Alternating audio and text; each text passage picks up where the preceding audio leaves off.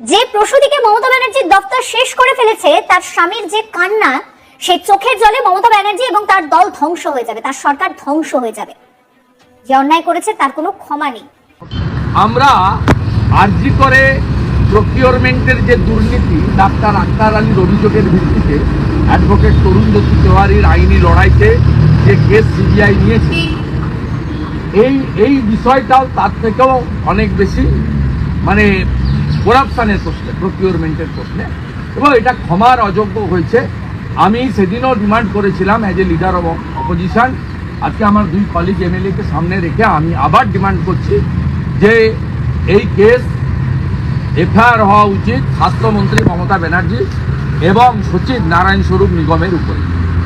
ঠিক বলেছ, এফআইআর হওয়া উচিত এবং এই কেস এনফোর্সমেন্ট ডাইরেক্টরেট ইডিকে অবিলম্বে নিয়ে নেওয়া উচিত এবং জনস্বার্থের মামলার শুনানির জন্য বাংলার মানুষ অপেক্ষা করে থাকবে।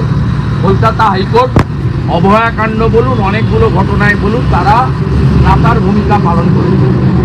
গরিব মানুষ হসপিটালে যান। আজকে যে প্রসূতিটি মারা হয়েছে না, মেরে ফেলেছে মমতা ব্যানার্জির দপ্তর, তার দুটো বাচ্চাকে নিয়ে তার স্বামীর যে কান্না, এই চোখের জলে মমতা ব্যানার্জি এবং তার দল ধ্বংস হবে, তার সরকার ধ্বংস হবে। নিঃসন্দেহে তুই ঠিক কথা বলেছিস। রাজ্যের প্রশাসনিক প্রধান পার্থ চ্যাটার্জির সঙ্গে মোবাইলে কথা বলছি। আমি আগের কথাগুলো বলবো না, সম্প্রতির কথা বলবো। এবং তিনি যেদিন চান বেলের মোরব্বা খান, যেদিন চান খাসির মাংস খান, গত অষ্টমীতে লুচি ছোলার ডাল খেয়েছেন।